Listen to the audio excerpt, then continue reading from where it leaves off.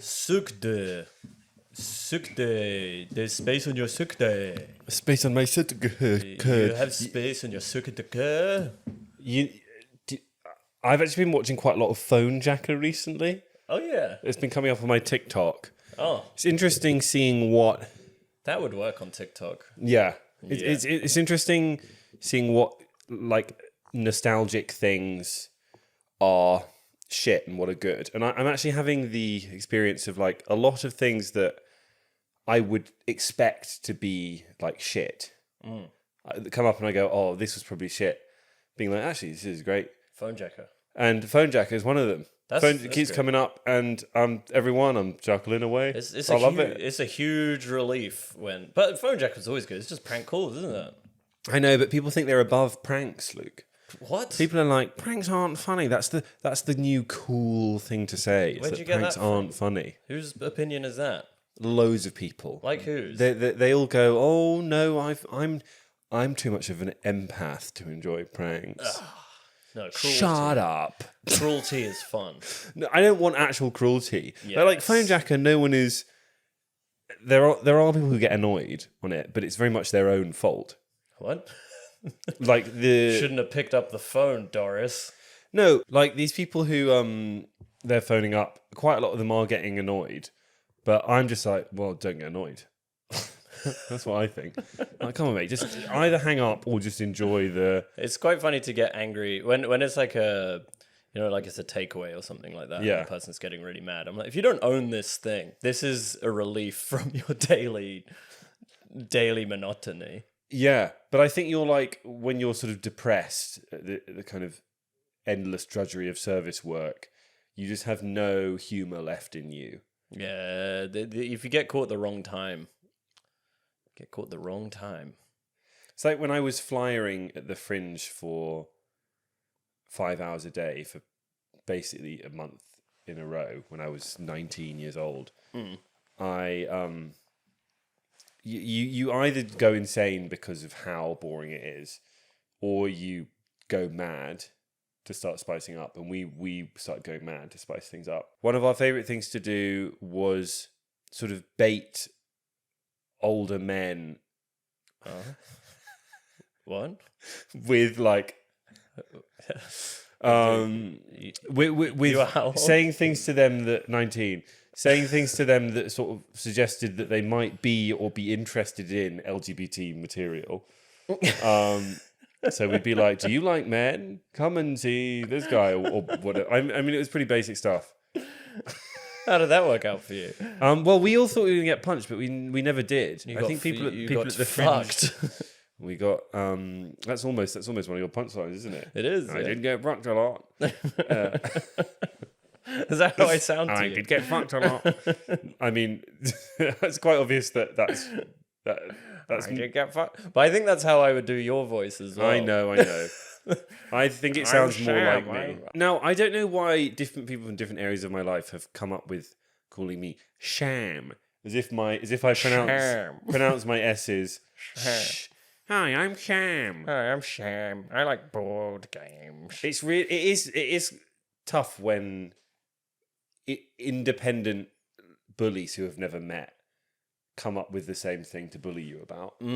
You're like, oh wow, they've really. They must have found something here. Yeah, that's kind of the silver lining of bullying, is that they highlight things you can work on. Perhaps. What would you have been most upset to have been bullied about when you were a kid? I don't know. I think I was pretty mentally strong as a kid. Dick too big. Oh no, I remember I went through puberty very early. And I remember I had extremely hairy testicles when I was in primary school. And a kid went through puberty early. And a kid saw them. That's rank. Anyone who goes through puberty early is rank. Why?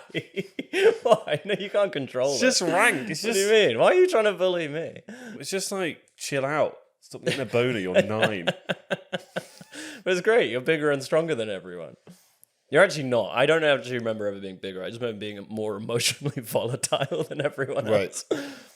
And then I got really upset and I went to the doctor. I made my mum take me to the doctor to look at my hairy balls, and he was like, "Yeah, you just got hairy balls. Yeah, you're going through puberty." And I was like, "What?" I Which should be a good thing at school, right? Because you should be the alpha. I went to the doctor when we were going through puberty because I got such sweaty hands. My hands sweat so much. And the doctor was like, okay, we've got this like antiperspirant you can put on your hands. It's so strong, it's like basically illegal. So don't use it on other places. Just put it on your hands. And it like fully clogs your the sweat pores. And I put it on, and my hands just like were in huge pain all day long because my hands were like trying to sweat through this like unstoppable force, trying to squeeze its way through. Hurt like hell.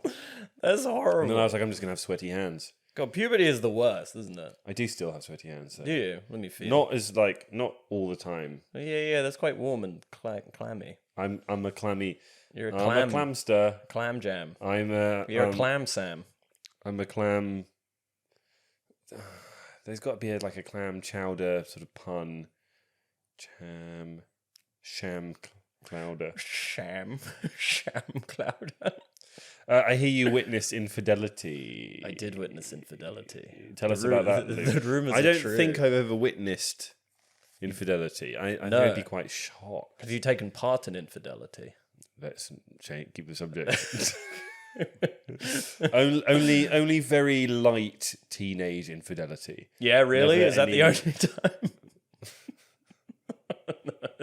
Yes, that is the only time. I was trying to work out what you were referencing.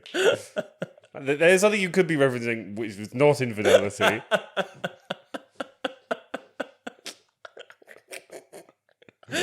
I like where you can't just bring that up because it makes it sound like I've done something bad now. If anyone's listening, they're going to be like, well, what's this infidelity adjacent thing? I think you can infidelity is interesting though, isn't it? Because it's where you choose to draw. Like people have different lines for what's infidelity. Yeah, you know, like you have people who are like emotional infidelity, or there are people like physical. But I'm like the ones who are like emotional infidelity. I'm like, it's just wrong. It's about the sex, isn't it? So would you rather your girlfriend, who you don't have but pretend you do, had like an emotional affair than had like drunk sex with someone? Probably. Yeah. I'd be furious if they had drunk sex with someone. Well, that implies you're connected to the women in your life romantically in a more sexual way than an emotional way, does it not? If we're to psychoanalyze that belief. No, that's just most... How would you feel about it? I would feel whichever one makes me sort of cleverer, more wise, more cool, more woke. So I think the emotional one I would find harder. You lying coward. I can get over the sex, but it's the emotional connection. I think I would be literally too thick to realize that my girlfriend had a deep emotional connection with someone else. Okay, but she's telling you. She says, Luke, I've got a deep emotional connection with someone else. You just go, fine, don't fuck him. But kind of. Yeah. I guess it kind of is that. Which I know is maybe not sophisticated in this modern day, but that is actually how I feel. I don't know. I maybe if they were like blowing me off to like go and hang out with them instead all the time. I guess here's another. But then I would just be assuming they're having sex. Yeah. Okay. And all the emotional stuff leads up to sex anyway, so they're kind of one and the same. For me. Yeah. My truth. So the emotional stuff is just bad because it's smoke. It's for the fire of sex. Foreplay for the sex. Yeah. It's like we're building trust and making connections so that then we feel comfortable to have sex with each other. Isn't that kind of what it is? If we go all like, do you think Darwin about it? Yeah. See, now I'm trying to differentiate between an emotional affair and a friendship and a deep friendship, right? Because there might be, if you have let's say you're in a relationship with a straight woman. Yeah. If she has like a deep chat with one of her female friends. Yeah. you're like, fine, I don't care. Yeah. That's hot, if anything. I think it's good. I like it. You're like, good. Now she doesn't have to fucking talk to me so much. This is not my views. These are Luke's views. I'm very good at chatting to people.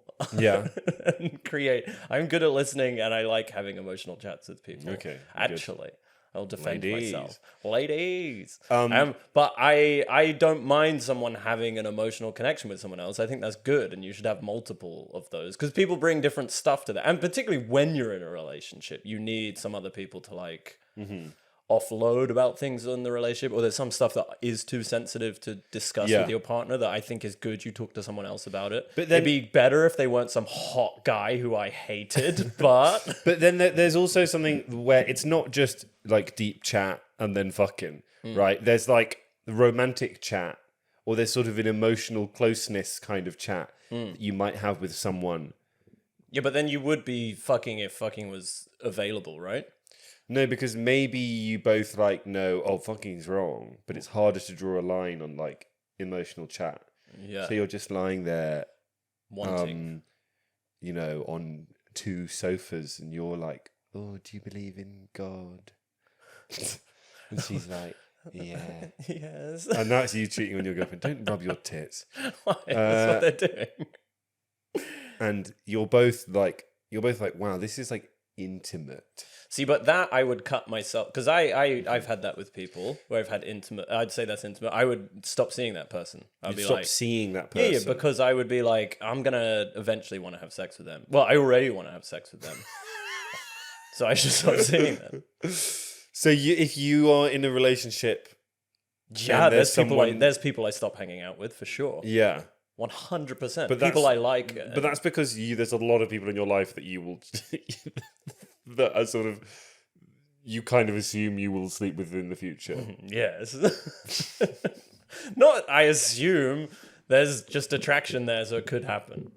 I'll stop seeing those people because I care about my relationship with this new person, which is a good thing. But even if you feel like, okay, well, if I wasn't in a relationship, I would have sex with this person. Yes. But I am in a relationship, so maybe I'll just,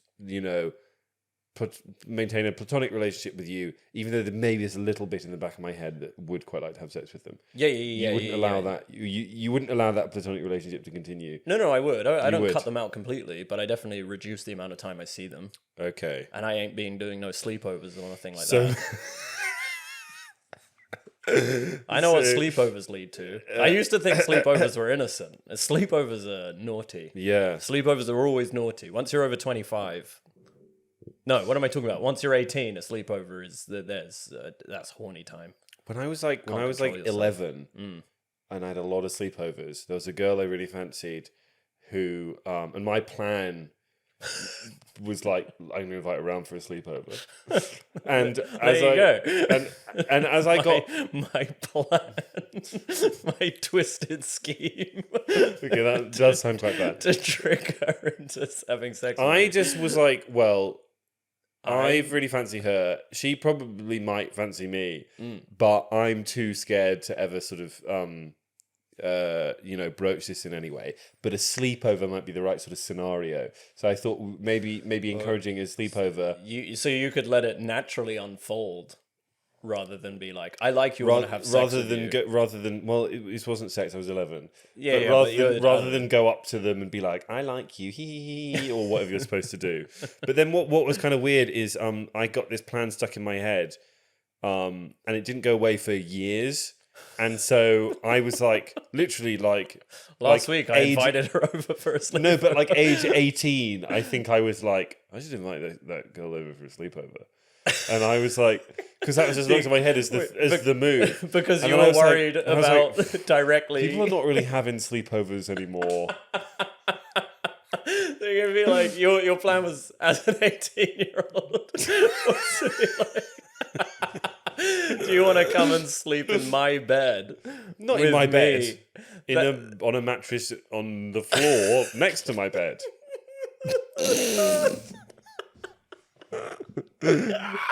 And what were you gonna be like? Is it like I've got a blow up mattress, and then she comes over and you're like, oh no, there's a hole in it. I guess you can sleep in my bed. Stop turning my beautiful innocent scheme.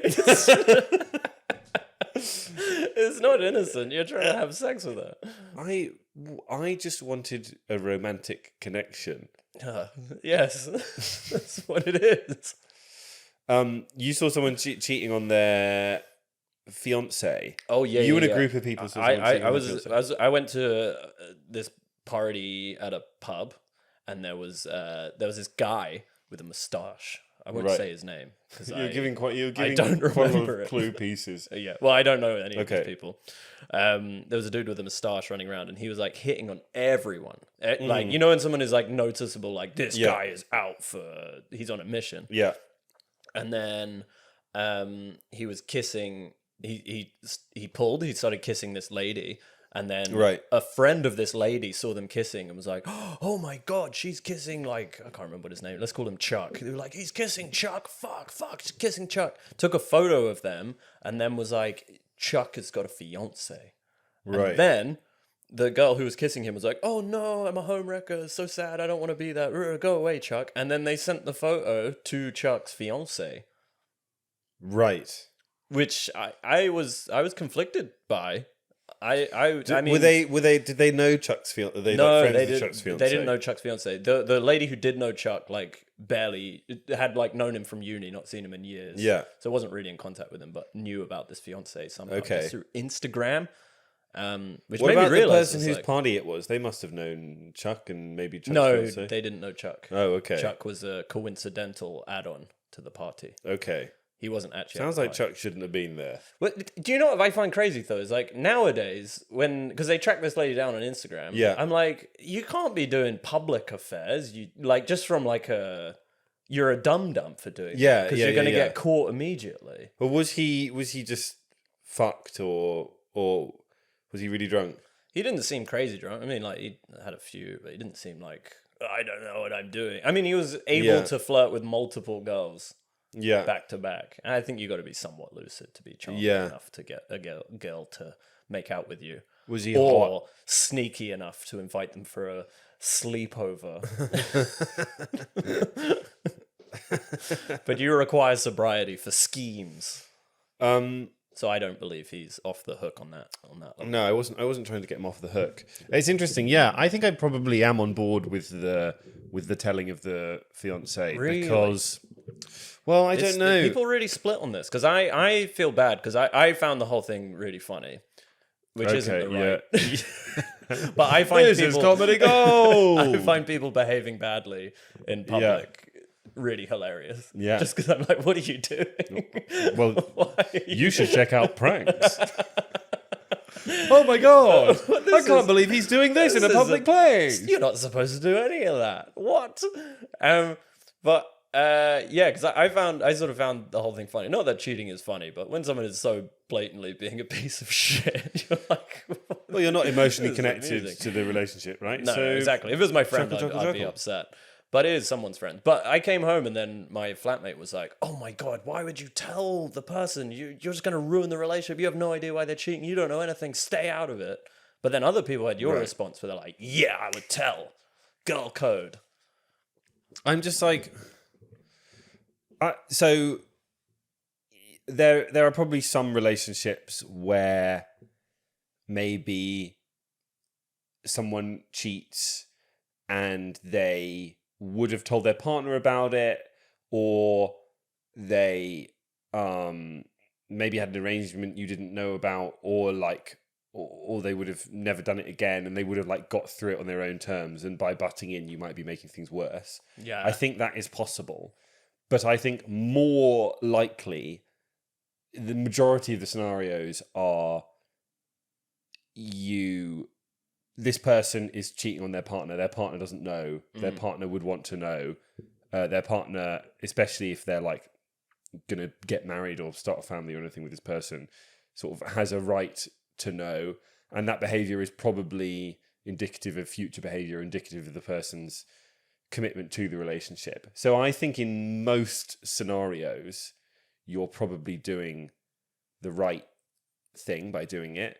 And I take generally, with most sort of philosophical conundrums, a more utilitarian perspective, which is that, like, even if 10% of the time you might make things worse by doing it, if 90% of the time you're doing the right thing, you should probably do that and not do it out of the fear of maybe doing the wrong thing or making it worse. So if I see Laura smooching some guy called Chuck, you want pictures. You want pictures. You want hot, steamy pictures. I mean, I don't know if I'd particularly be desperate to be checking out the pics of my girlfriend Laura snogging Chuck. But you got to send the picture, because otherwise you can deny it. Well, you could say, "Hey, I saw your partner kissing someone. I have a picture. Would you like me to send it?" Okay, that's good. That's probably what I would have done, rather than just sent a picture, because that could be really triggering and upsetting. And they, that's like worse than like a dick pic in some ways. Of course, that's worse than a dick pic. If someone if I opened my phone and it was a random woman's vagina, I might be like, oh. But if it was my girlfriend getting off with a guy, I'd be like, oh. I'd have a larger reaction. I have a friend who was this is so bad. She was like seeing this guy but not fully in a relationship, and one of my friends was had sex with her like a few months ago, and they'd had like a really good time, and he had come down to the village that she lived in, and they'd seen each other, and they'd been like, oh, like really want to get together, but we can't because I'm kind of seeing this guy. And then whatever, went their separate ways. And then she tried to send a text to her friend being like, oh, I could have shagged so-and-so last night. It would have been so good. And then she sent it to her boyfriend instead of her friend. Oh my God. Well, that feels like that feels like a move from God. Yeah. It feels like the Lord has intervened. But also, you imagine breakfast that morning. You're like, oh, you really want to shag someone. It is tough though, because obviously you do always want to shag other people throughout your life. Not in like that you would necessarily do it, but you're always going to find other people attractive in different stages. But I would That's say a tricky one to I would say like manage, isn't it? There's sort of finding someone attractive or thinking that like maybe you would have been a relationship if you'd been single, or like little thoughts like that. But I think getting to the point where you're like, I could shag this person and I would love to, but I'm not going to, is like you're sort of the idea that you've already gone like, oh, I could shag this person sort of implies you've already been kind of flirting and maybe going a bit further than you should have been going. Okay, wait, yeah, but it's not their fault. They've already had the great set. I guess there's also like a sense of feeling of unfinished business in that scenario. Because the only reason they didn't hook up was because they lived far away from each other. Right. Okay. And I think it's like, oh yeah, if they lived together near each other, maybe they'd be banging long term. If my girlfriend sent me a message saying that she meant to send to someone else, saying, "Oh, I met with Jamie last night. He's so hot. I could have had sex. OMG."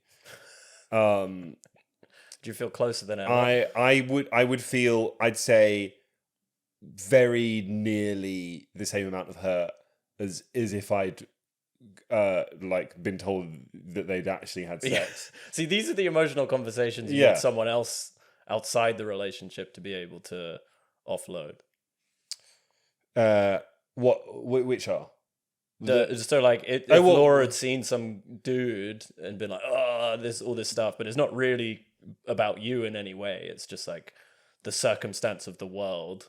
I think if she's like, oh, I'm hanging out with this really hot guy, I really want to shag him, and I know I can't, but I really want to.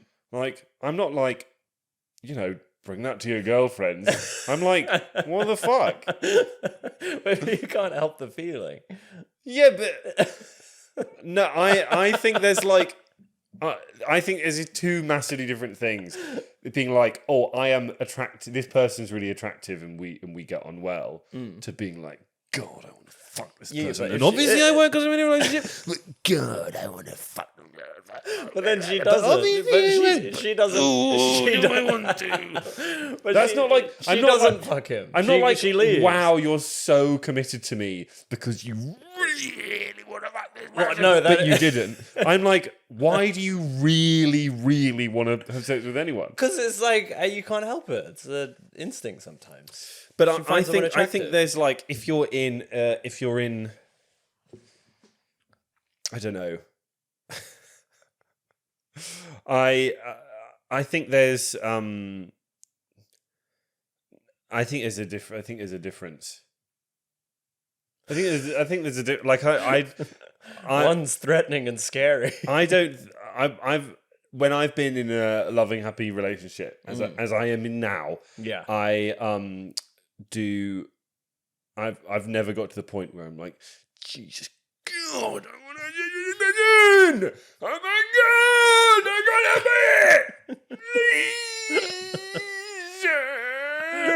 because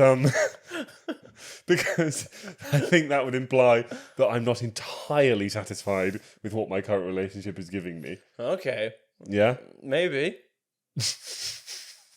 Maybe you're polyamorous. Maybe. No, I'm not polyamorous. No? No. You sound a bit polyamorous. No, because what you're saying is you will never not be desperate to have sex with multiple people. Yeah, but that's not polyamory. I could be like a harem. You want to a harem. I could have concubines. lots. Yes, but they're all mine. Right. Very selfish person. I don't know. I don't know if I would. But polyamory just seems like a logistical nightmare.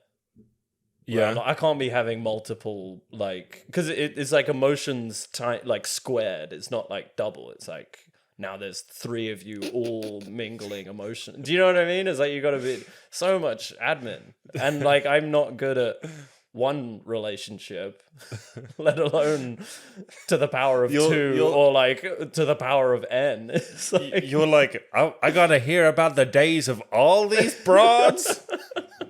No, but it wouldn't even. It'd be like I can barely handle one. No, it'd be like how their jealousy of me is, how my jealousy of them is, and then if they've got other boyfriends on the side, I'm like, oh no. Also, disease, fuck, nightmare. Harem, all mine. Harem, I get everything. I'm not saying it's right, but it's what I would want.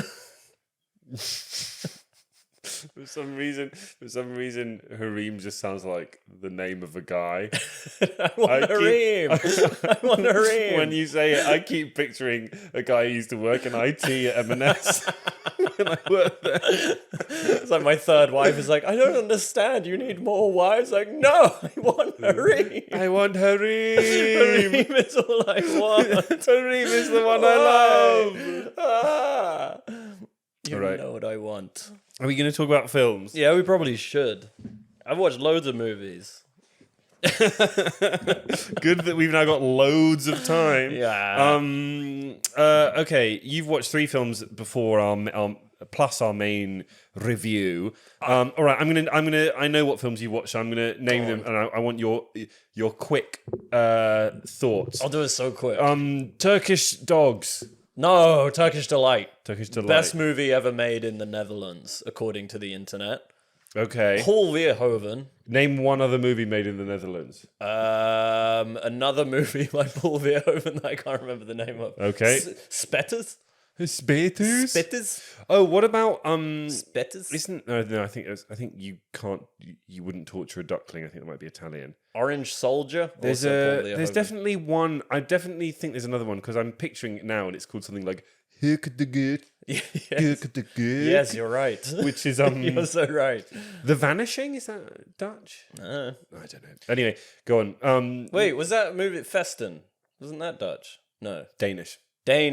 That movie's great. Festen's tremendous. That's one of the best movies I've ever seen. Okay, so Turkish Delight. best Dutch movie ever, which is damning with very faint praise.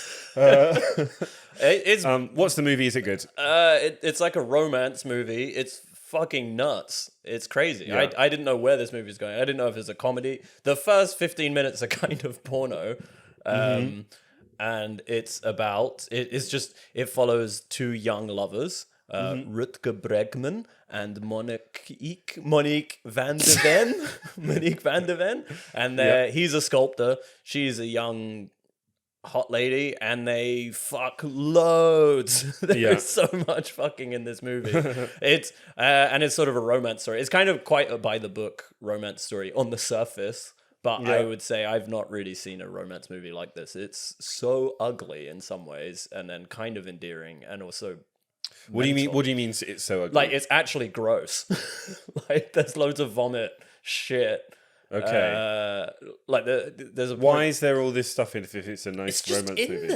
It's just in there. Okay. I don't know. It's just like there's loads of scenes where he keeps saying like I want to lick the shit out of your butthole. Okay. He says it like 4 times. Right. So just this sort of graphic and depraved. Yeah, a little bit. But it's kind of sort of romance. Yeah, but I think that's why it was like considered a great. It's like When Harry Met Sally, but with loads of shit and cum and like vomit in it. Yeah, it's kind of funny. There's also weirdly, you know, the opening scene in There's Something About Mary where he gets the zipper stuck in his penis. In his testicles, I believe. Yeah, or something. He gets that happens in this movie in the opening scene. Oh. It's crazy. So I don't know if they ripped that off from presumably. But it's kind of funny, but it's also really dark. In a very sort of Paul Verhoeven way. But I would say it's worth watching because it's interesting watching what tropes from the 70s in fucking what's the country called? The Netherlands. Netherlands, that's the one. What's like taboo and what's not taboo. Okay. Because I was amazed that this is like a universally popular film. It feels like so niche. Yeah. And like loads of people would hate it, be outraged by it. And if it came out today, I think people would probably hate it because there's a rape scene in it. Yeah. And I think that would dominate the Paul whole Verhoeven discussion.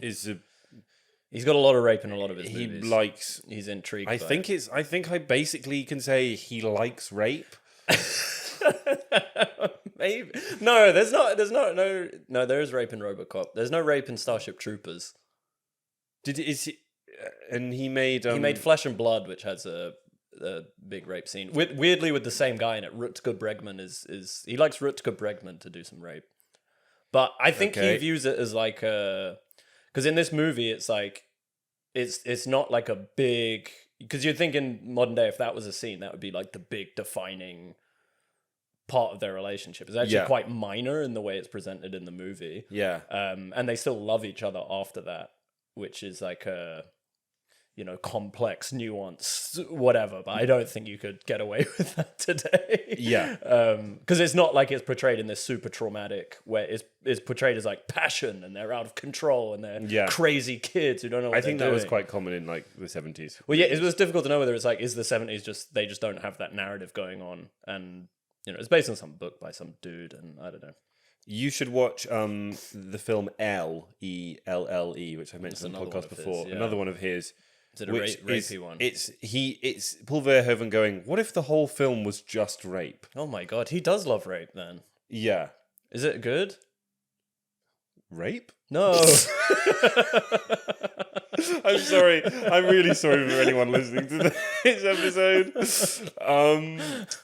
No, I found it like quite upsetting and like it's obviously trying to be interesting and nuanced, but I think it just comes across provocative and offensive and by an old guy who has a weird and backwards understanding of sexual politics.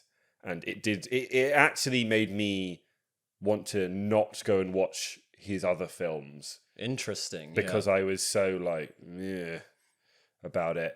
I mean, like RoboCop and stuff I'd already seen and is good, but yeah, I think. Well, he's a real tricky one because he always plays with like a lot of his movies have like hidden subversions of artistic tropes. Yeah, and you don't know when it's never clear where he's like saying something that he believes or where he's actually doing satire and taking the piss out of something or putting it in a critical lens. Yeah. Which seems with the rape, not so much. Yeah. I'm sure he probably thinks he's trying to do something, but he's like 90 years old, isn't he now? He's so old. Probably not going to be the oldest man. But this is like one of his early movies. Yeah. Anyway, I don't know. I think it's worth watching because it's intriguing and it's different, but it's also a lot of people fucking hate this movie. Sounds like maybe start with RoboCop. Yeah, RoboCop's great. Is this even top 3? RoboCop, then Starship Troopers, then this is your top 3 I'm doing. I love that. Is that your number 1 and 2? What, best movies ever? No, Verhoeven movies. Yeah, I'd say so. And then what's his third best of the ones you've seen? Maybe Flesh and Blood. You talked about that on the podcast. Yeah, I did. Don't remember it. Yeah. Nice one. Okay, next movie, quick. Barbarian. Fucking loved Barbarian. Barbarian's, I think, one of the greatest horror films ever made. Tell us what Barbarian is. It's basically Airbnb. No spoilers. Shit. What if Airbnb was fucking terrible? So it's so good. I've watched loads of interviews and stuff with twisty turns. Oh fuck, what's he called? The writer director. Well, this is bad, but anyway, he used to be in a sketch group called The Whitest Kids You Know. He's now a filmmaker. That's his first movie. He's got a new one coming out called Weapons. And yeah, the premise of the movie is these people are in two people have booked the same Airbnb in a dangerous neighborhood. So they like both go in, and you're like, is one of them like a baddie? And it's so tense. Yeah. So stressful. It's great. And then about a third of the way through the movie, there is a big pivot. I'm not even going to say twist necessarily because I don't want to give things away. But there is a big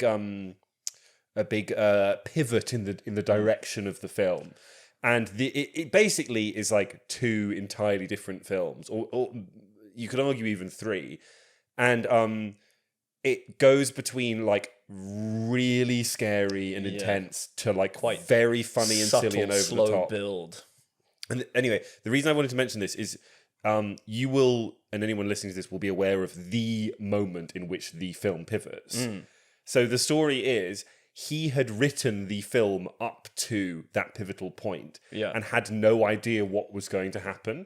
And he got to that point and he was like, what could happen here apart from the obvious things, like, you know, this person is bad or this person is good, apart from just the obvious ways to take it. How? And he was like, I don't know. And then he just had this mad idea and was like, what if this? And then that became the movie. Wait, he used the writer's room from Lost. Yeah, their method, and actually pulled it off. I think Breaking Bad did that a bit, writing itself into corners. Agatha Christie, there was always a story that she would like choose the murderer after she wrote the main story and then go back in and like add some stuff because she wanted to be like, right, who's the person it's least likely to be, and then make it them. Yeah. I mean, it's so hard nowadays, particularly with horror, where it's like a surprising, like to subvert expectations, so difficult now. But I thought this movie, I was genuinely like, where is this going? And then actually the payoffs were good. Yeah. Whereas so much of the time, that's not the case. Yeah. Especially with movies that feel like 3 different movies. You're like, this is just fucking nonsense and annoying. Whereas this really, really nailed that. And it all comes together real nice at the end. And it's just such a riotous good time. I saw it in the cinema after a couple of pints. People were screaming, laughing, you get hiding behind their hands. Loads of emotions in there. Yeah. Everything's really well done. Justin Long is in this film. Casting was really good.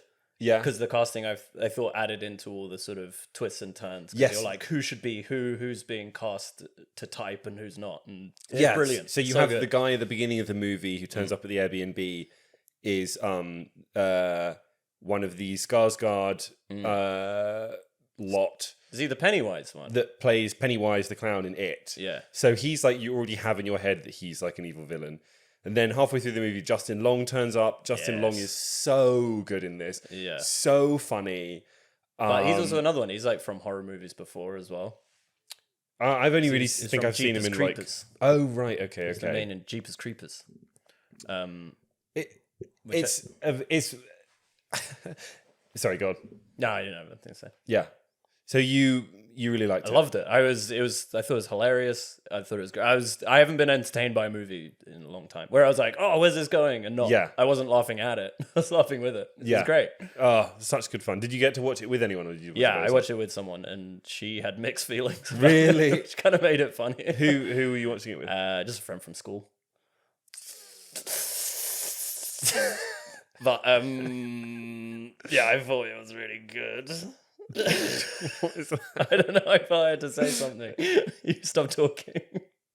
I'm trying to remember other like good facts because I've seen so many like interviews with the guy. I can't even remember his fucking name. That's how useless I am. Anyway, it's such a fun movie. I think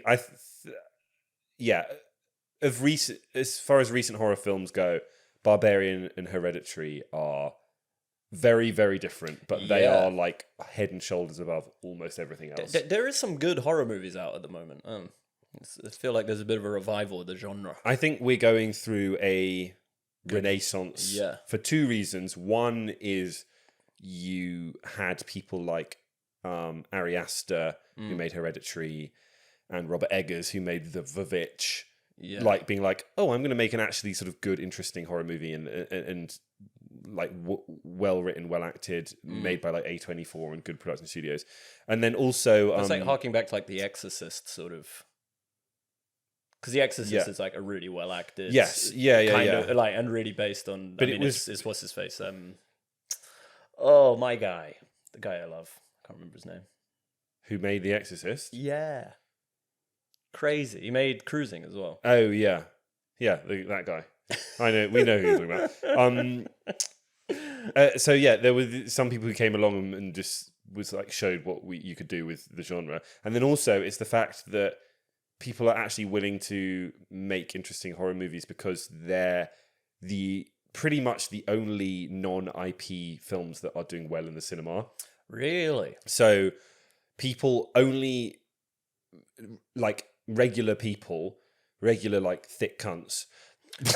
Wow. Okay. Will only go to the cinema to see IP or a franchise that they already know and like, or a new horror movie because that's sort of fun and exciting and is not the same as seeing it at home. Are there any good like franchise horror movies? Because I feel like there's always the first we reviewed Final Destination. Yeah. Just but the other day. Than that. But that there's M3 so many... GAN 2 is coming out soon.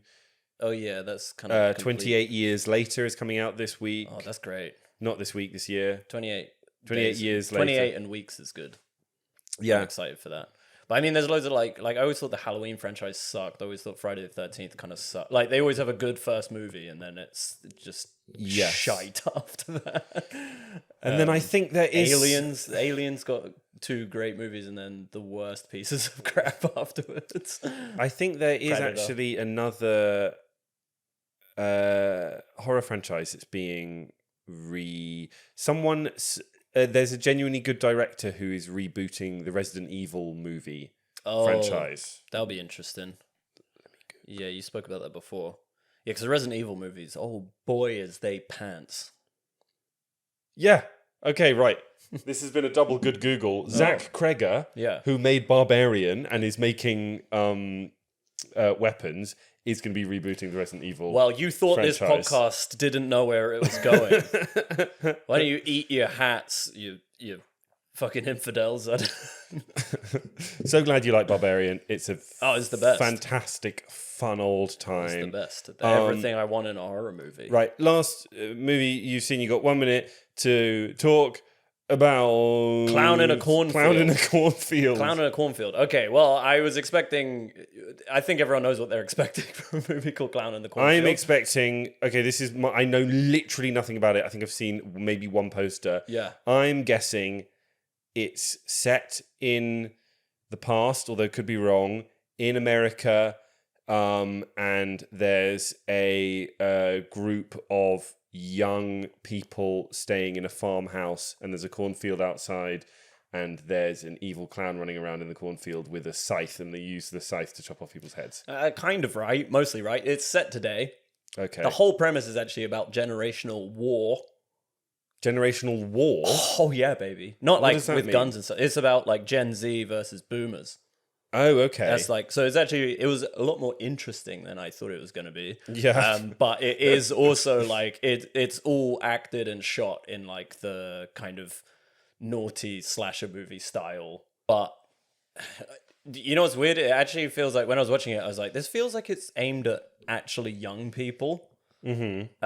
And it turns out it's based on a book which is teen fiction, which made so much sense when I figured that. Like, it sort of feels a bit like, you know, the way the Hunger Games sort of could be a really adult movie, but it's got this kind of slightly like, this is for younger. Do you know what I mean? It's the teeth are taken out. It's a little bit, yeah. Toothless. Yeah, but this is also like, there are kids being chopped in half with chainsaws and stuff. Right. So it's a weird sort of mix of...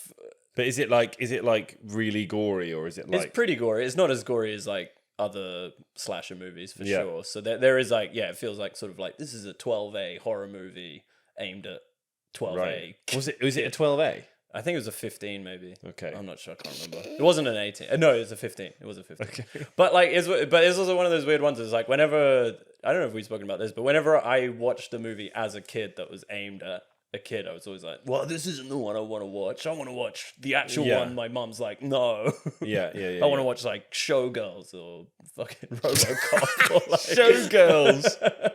I want to see tits and violence. I don't want to watch this. I want to... I can't think of a good example. Or like The Exorcist. Something like that is really actually like ballsy and not appropriate. I just realized Showgirls is another Paul Verhoeven movie which has problematic rape scenes in it. Yeah.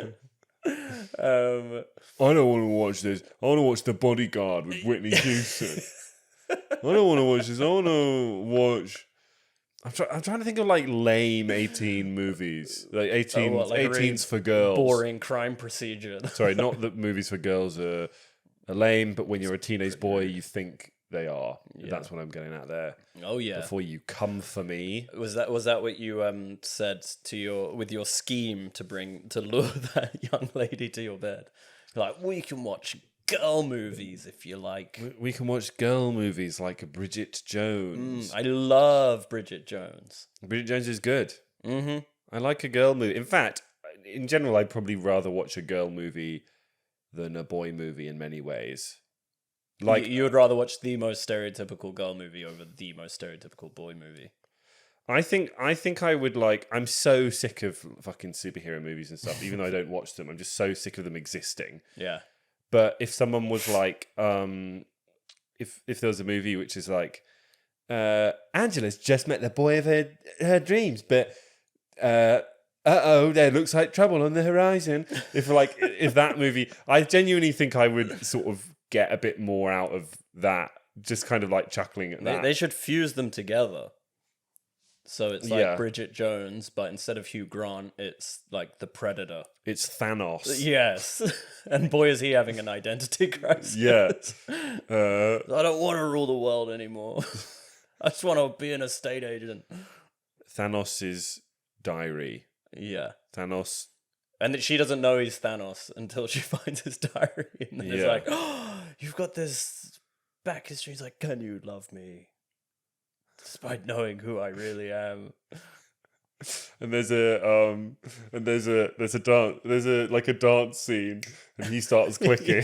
People just start dying. Keeps halving the population. Oh no, Thanos, you gotta stop. But this tune, but I love Broadway. Yeah. But I just love Showgirls. Oh, I forgot. There's one scene. So anyway, Killer Clowns. Or Clown in a Cornfield that is killing teenagers. There is some really great scenes or set pieces. Like there's a bit where, because the whole thing's set up like Gen Z is hated by the boomers and they hate each other, vice versa, and whatever, trying to get revenge on each other. There is a scene where the kids are being targeted by a villain of some sort, and they're trying to call for help. A clown in a cornfield. Yeah. I imagine it's a clown in a cornfield. Yeah. Too much. And they're trying to call the police, but there's a rotary phone, and they don't know how to use it, so they keep trying to press the button instead of twist it. And they're like, "What's wrong with the phone? It's broken." There's like a monster coming after them. I'm glad you're laughing a lot a lot. I that sounds like to me like millennials writing Gen Zs as complete idiots. Oh, well, they write everyone as an idiot I feel in like the whole movie. I feel like a group of Gen Zs, they've seen an old movie where that happens.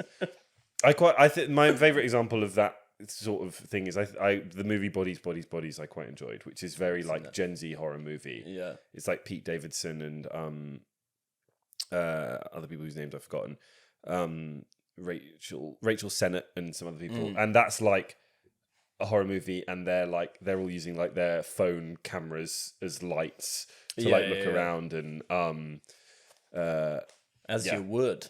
Yeah, and that feels like a maybe a slightly subtler parody of Gen Z. Than Well, I think this. Also. I don't think this is a subtle. No, movie. It's called Clown in a Cornfield. But it was also kind of annoying. There's some bits where it's just like. But it sounds like maybe you liked it, sort of. I didn't love it. It was like better than I thought it would be, but it was kind of frustrating because I was like, this could actually be a really great movie, but there's just I completely for what you were saying.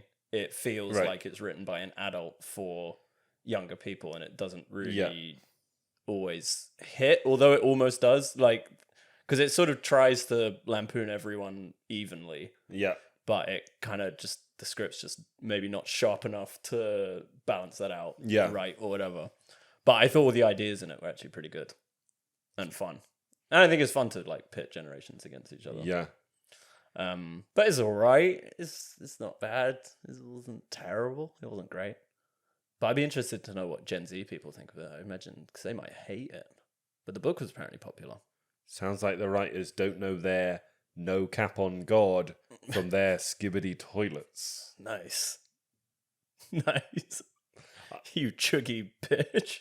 Is that what they say, chuggy? Chuggy's like when you're a millennial trying to be Gen Z. Oh. And you don't do it good. Chuggy. I actually feel quite sad that I said that. I felt like old and lame as I said it. Yeah. I think you're still young and cool. I watched one movie this week that wasn't our main movie, which I'm going to talk about very, very quickly. So you wouldn't recommend Clown in a Cornfield, but maybe you would. I feel like you'll just go, which is not really very helpful if people are like, should we watch this film? You could miss it. You wouldn't be missing much. But I'd say it's better than you'd think. Well, it's not. Okay, right. Have a think next time. Go watch it. I don't know. I don't want to tell people never to watch a movie. Such useless advice. Well, I think it's actually no. Sorry, I actually think it's good to go and watch bad movies. Okay, so it's not good, but you should watch it anyway. Yeah, or not. Okay. I watched a movie that you should go and see, and you should go and see it in the cinema to support it. The Ballad of Wallace Island, written and starring Tom Basden and Tim Key. Tim Key's a comedian. Tom Basden was a comedian as well. They used to be comedy partners. They did shows together. I should really know more about the British comedy scene. Yes, you should. Were they in Monty Python? They were not in Monty Python, no, but they were, I believe, both in the Footlights, even though Tim Key did not go to Cambridge University. He just pretended he did so he could join the Footlights. That's good. Yeah. I like that. So, new British movie that's just come out. It's in the cinemas. You should go see it. You should go support it. It's really great. It's funny. It's moving. And just a really nice, sort of gentle, rural British movie, reminiscent of things like The Detectorists, if you like that. Based on a short film. Basic idea is that Tim Key plays a guy that's won the lottery and won the lottery a while back, a rich guy, and lives on this isolated island and invites his favourite folk duo, Maguire Mortimer, to play a private gig on his island. And the folk duo are played by Tom Basden and Carrie Mulligan. And they used to be in a relationship when they were in this folk duo, and now they're separated, but they're going to get back together for this one gig because they're being offered loads of money. And it is very funny, very sweet, very sad, gentle movie. Tim Key is fantastic in it, like very, very funny, but also like surprisingly good acting chops when he needs to. I had some problems with the movie. I think like some of the story beats move a bit quickly for me. That I was like, oh, are we there already? And also, I think Tom Basden and Tim Key have this sort of comedy relationship where Tim Key's a sort of silly one and Tom Basden's like the grumpy one. And Tom Basden's very grumpy early on in the movie in a way that I'm like, why is his character so fucking grumpy? Like he's just being brought to this island to get like £500,000 and he turns up and he's like, hey, fucking where am I staying then? And I'm like, chill out, dude, you're getting £500,000. Some people are like that though. I guess some people are like that. I just kind of, if someone's like too grumpy or whatever, it takes me out of it a bit because I'm like, people are a bit. Most people try and be a bit more polite. Yeah. Nah. Anyway, these are. There's just a name going through my head. What? I just think we behave like that. I'm not saying it. What, a comedian? Can you give me a cryptic clue? No, I'll tell you after the podcast. I'm wondering who it would be. I can't even think of a funny example. Dara O'Brien. Not Dara O'Brien. You met Dara O'Brien? No, me neither. He seems like he'd be pretty He's tall. nice. I saw him in a pub. Is tall guy. Wow. He was talking to Greg Davies, and they were both Whoa, like a foot just two above giants. everyone else. Yeah. How big is he compared to Greg? Isn't Greg Davies like the biggest man ever made? He's the biggest man ever made. Yeah, I think he's 6'7", 6'8". Anyway, some like minor points about the characterization and some of the story development, but tiny points really. And it just like I was just watching it, being like, I just don't see movies like this at the cinema anymore. Even going to see like independent movies and stuff, like even avoiding the big Hollywood blockbusters, it feels like most things are big Hollywood blockbuster or they're like niche art house. And this is not an art house movie. This is just like a beautiful, simple story, well told, well performed, and just really lovely. Reminded me a bit of Past Lives, The Detectorists, I've said already. And it would just be really amazing if more films like this could get made. So go and see it. I think pretty much everyone would enjoy it. Would you say like Sideways? Would that fit into that kind of? I've not seen Sideways for splash, but it's pretty a long time. But yes, I think it's Alexander Payne who did Sideways. Can't remember. Paul Giamatti's the Paul Giamatti. Yeah. Did Alexander Payne do Sideways and The Holdovers, which are both Paul Giamatti? Yeah. So Alexander Payne did The Holdovers and Sideways, and I think he is a good example of someone making adult movies for adults, like nice, gentle comedies for adults that are still getting like decent cinema releases. Or for precocious teenagers who don't want to watch Clown in a Cornfield. Yeah. But he's like, he's a legend who's been going for decades, and so he's sort of allowed to do that. Most movies like this don't get to see the time of day. And also seeing a British movie like this, which is very British, wears its Britishness on its sleeve. That's what people say. What do you say? Doesn't wear its Britishness lightly. There's a Harold Shipman reference. It's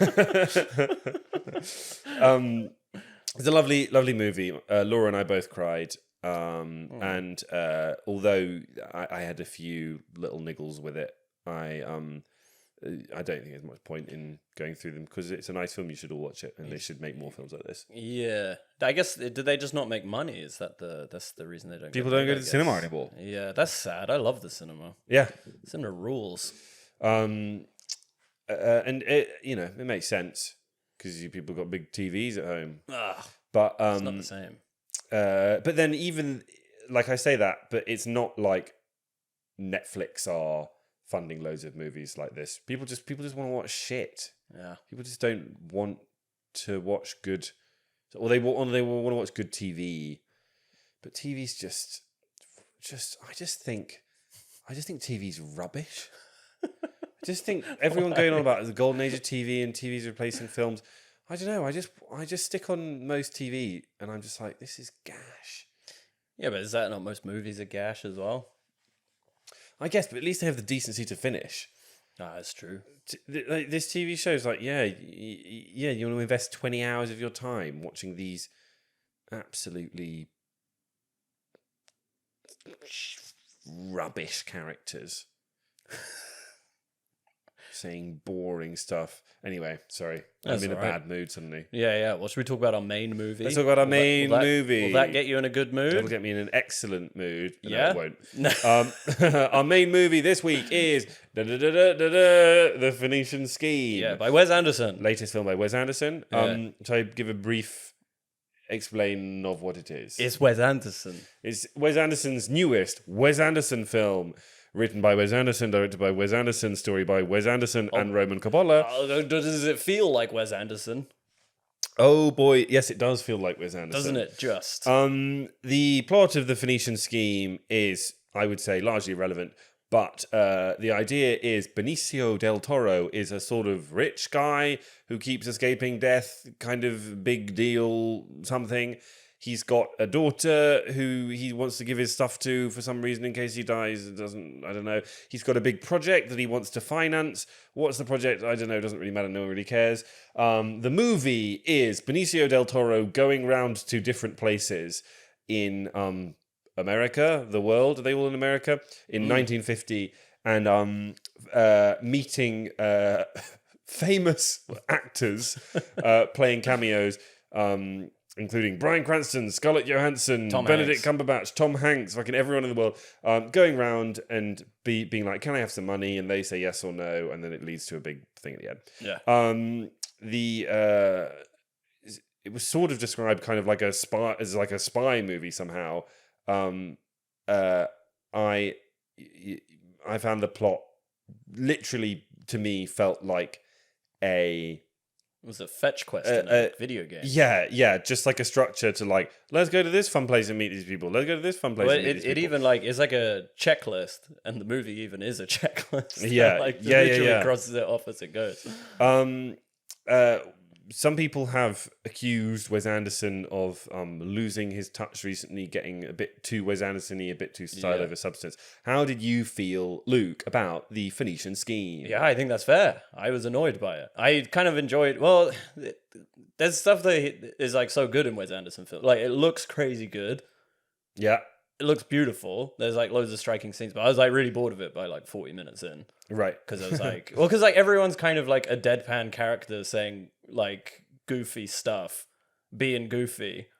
And then also like, because it is all cameos the whole time. It's like no one really develops throughout the movie. And then you're sort of not really drawn in. So you're just like watching some nonsense is kind of how it feels. Which is like, when I watched The Life Aquatic the first time, I was like blown away because I'd never seen anything like that before. And I was like, this is so engaging and quirky and weird. But now it feels like, I've seen this. Yeah. And there are like, you know, and like his movies that I think are actually really, really good, like Grand Budapest Hotel and the one about the dogs. What's the dog one? Isle of Dogs? Isle of Dogs.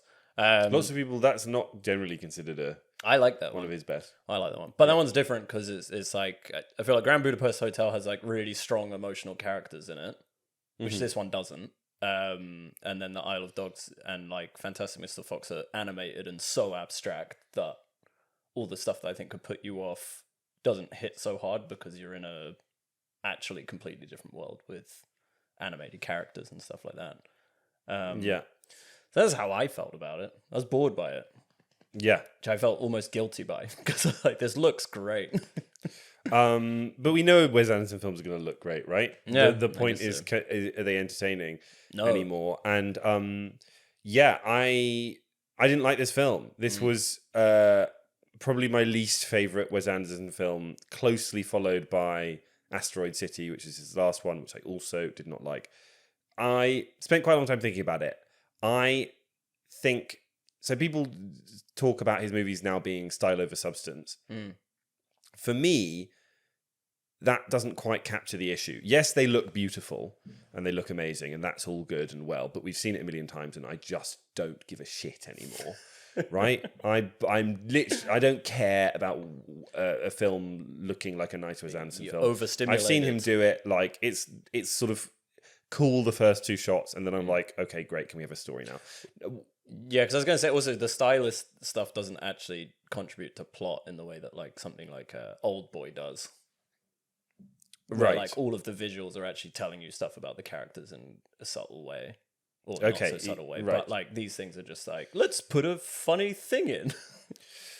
Yeah, it's just each wacky, shot wants to look like a poster. Wacky. And this is what I've realized is my biggest issue, is that all the characters, as you've mentioned, are deadpan, speak in a monotone, show no emotion. And so you do not connect to the characters, empathize with, care about, understand the characters at all. And I was thinking back to the best Wes Anderson films from earlier in his career. I think that I do love Fantastic Mr. Fox, and I do love Grand Budapest Hotel and Moonrise Kingdom. But if I go back to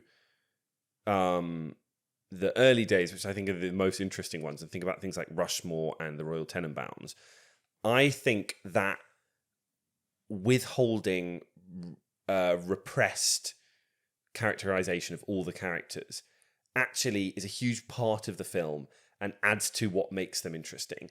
All the characters in Rushmore and all the characters in Royal Tenenbaums can't express themselves because they, like, yes, they're talking in monotone and they're doing this kind of classic Wes Anderson thing, but it just feels like there's all these feelings and emotions bubbling under the surface, and they can't let them out because they're these, it's a rich, repressed family in the Royal Tenenbaums who don't talk about their emotions, or it's this teenager in Rushmore who experiences life through all the clubs and societies he does, but can't actually like fall in love or tell people what he thinks about them.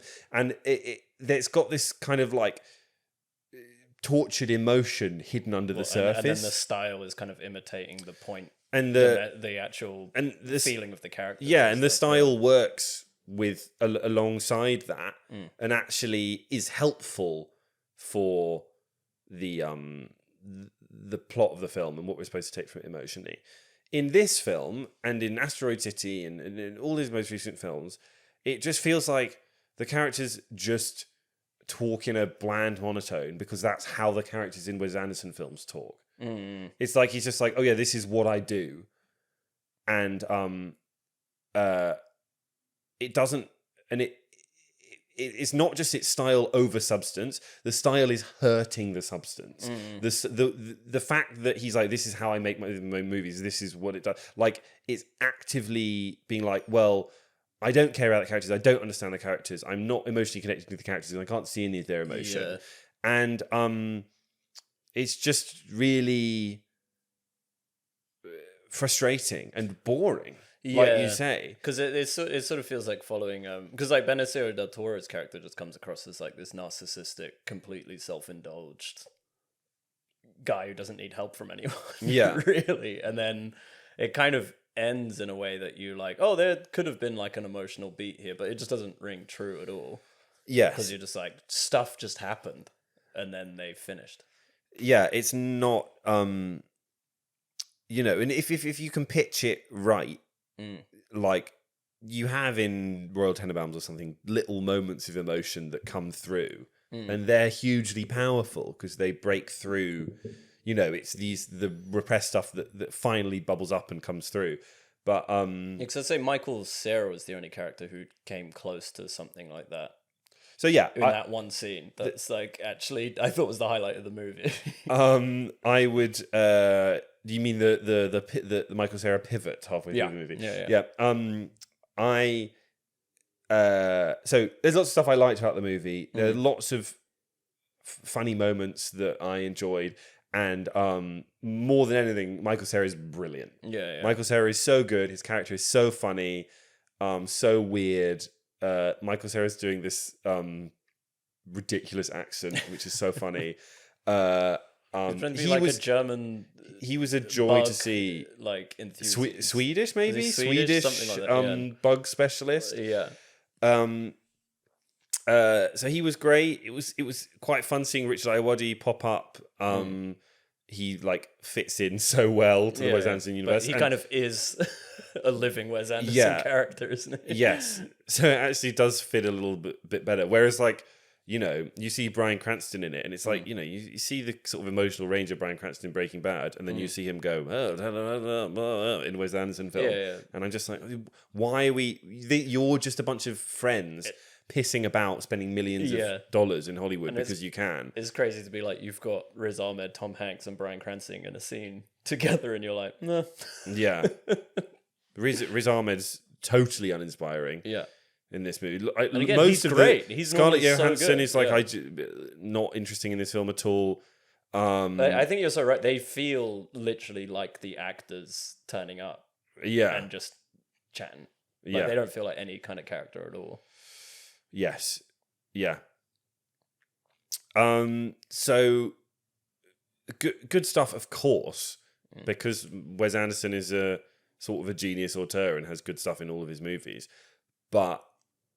Overall dull, fed up with these movies, and really like. Unless you haven't seen a Wes Anderson movie before, you'd probably be blown away by it. I don't know. I think even if I had seen, maybe you'd have been engaged a bit longer by the style, and in some ways the style's getting better, but the substance is getting worse. So pretty disappointing. Anything else you wanted to add before we get into spoilers? Nah. Let's do spoilers. Let's talk about Michael Cera. Let's get into spoilers. Because I think Michael Cera's plot twist, where he suddenly is a spy, it fits well with exactly what you were saying. It feels like, because it's like, he is such a ridiculous character, and then you're like, oh, it's because he's a spy. He's kind of semi-unconvincing. He's kind of a shit spy. And there's the fact that he's kind of got this. He actually does really love the daughter. Yeah. And then there's, again, it sort of works, I guess, for exactly what you were saying, because it's like repressed feelings bubbling under the surface. So he's the only character who gets an element of, ooh, something interesting with stakes to it, and then it doesn't go anywhere. Yes. I think that his development does work a bit better. Compared to what I just didn't care about at all and was totally bored by was the Benicio del Toro Benedict Cumberbatch standoff at the end. Where Benedict Cumberbatch is just like, he's not in it till I don't get. He's the weirdest choice of actor for the role. He's got this mad facial hair, like fake facial hair on, that makes him look so stupid. It was played for a laugh, right? But it doesn't. Yeah. By the end, you're so annoyed by everything being kind of silly that you're like, just fuck off. I don't care. I'm so overstimulated by everyone being silly and weird that this is not weird anymore. Yes, exactly. And the silly stuff that hits, really funny, right? Guy that's blown up in the first 5 seconds of the movie in the plane, where the top half of his body blown up, really funny and silly. But then as the film goes on, some of these things start to land less, and it's like there's this ongoing thing of like, oh, he gives hand grenades as a gift to everyone, and you're like, oh, that's kind of funny to start with, and by the end I'm like, fuck off, this is just a quirky, just, oh, isn't this quirky? It's the worst of, it's when people criticize.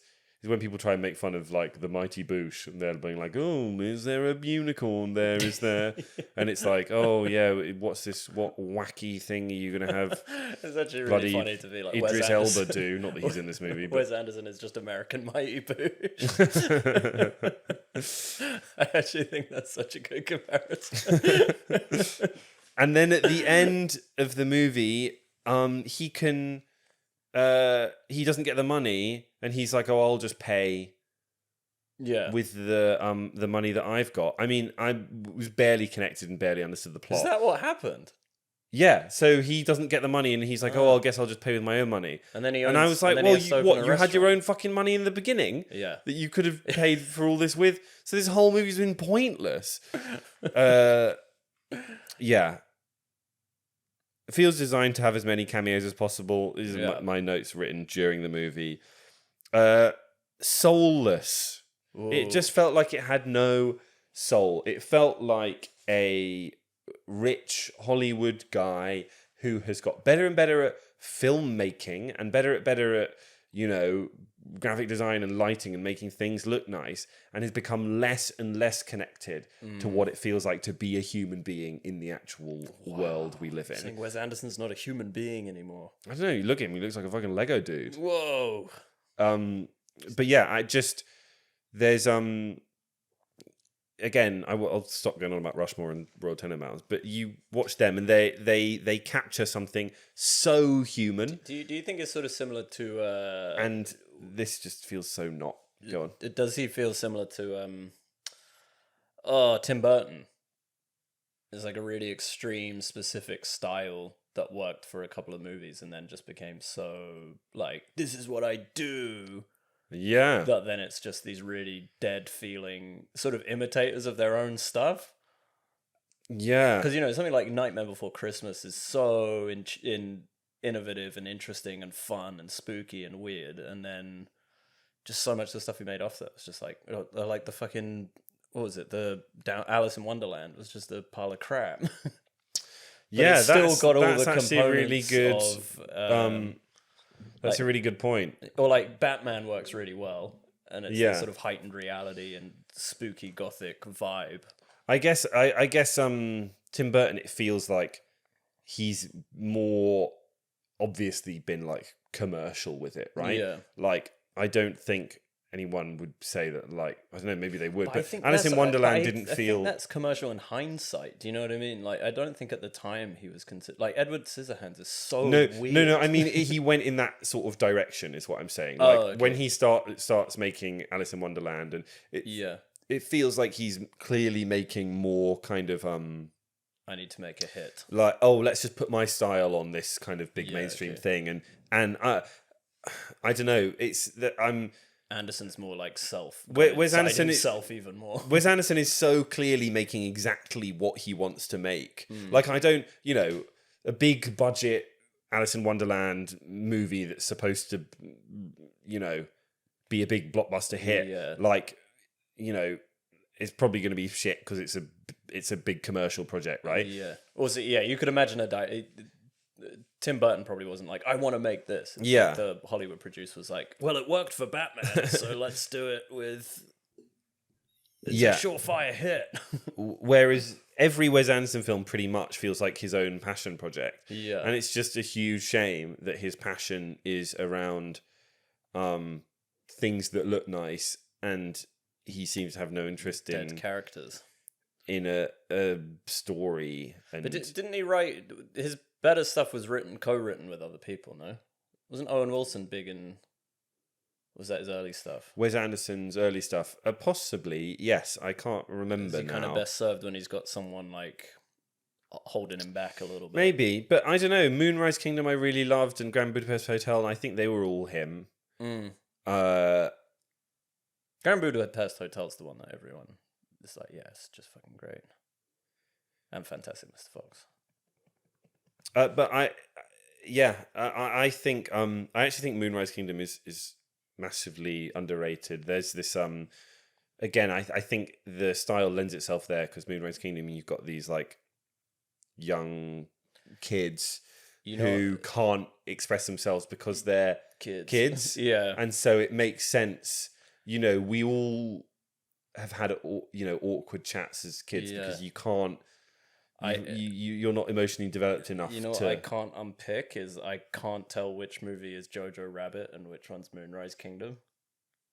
That's funny. Has it got the same actor in it? I have no idea. They're so merged together that I don't know. That's wild because they're very different movies. Yeah. And Jojo Rabbit, I wasn't a huge fan of. Jojo Rabbit is about Nazis, and Moonrise Kingdom is about a scout camp. Yeah, but I think because they're in uniforms, I'm just like, they're the same. Yeah.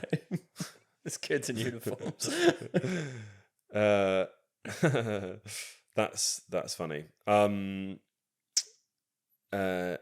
Yeah. So big disappointment. Yeah. Do better, Wes. Wow. Or just like Get a soul, man. just if you just want to make things that look good, just make fucking Music car video. commercials or Or music that. videos or Yeah. something. That's true. It just, I don't know. I weirdly, I slightly enjoyed the French Dispatch more because that was at least like, here's a little story, here's a little story, here's a little story. Whereas this was like basically doing the same thing, but trying to turn it into a grander narrative. That just didn't cohere into anything. Boo. Is this your least favorite, Wes? Yeah, probably. Have you seen Asteroid City? I haven't seen Asteroid City. People told me it's crap, so I didn't go and watch it. But I think I kind of had my fill of Wes Anderson after Grand Budapest Hotel. Anyway, I didn't watch all his movies in order, but it just feels like they're kind of work to get through. I don't know. I'm not his early stuff. I think is a joy, but yeah, his recent stuff does feel like that. I also find it funny that people are like, "Oh, he's going in different directions genre-wise." When Asteroid City came out, he was like, "Oh, he's making a sci-fi movie." And when Phoenician Scheme was coming out, it was like, "Oh, he's making a spy movie." And it's like, no, he's making exactly the same movie as his other thing, but with like one character as a spy or one character as an alien. Yeah, it doesn't feel any different at all. Nah. So I think that's it, probably. Yes.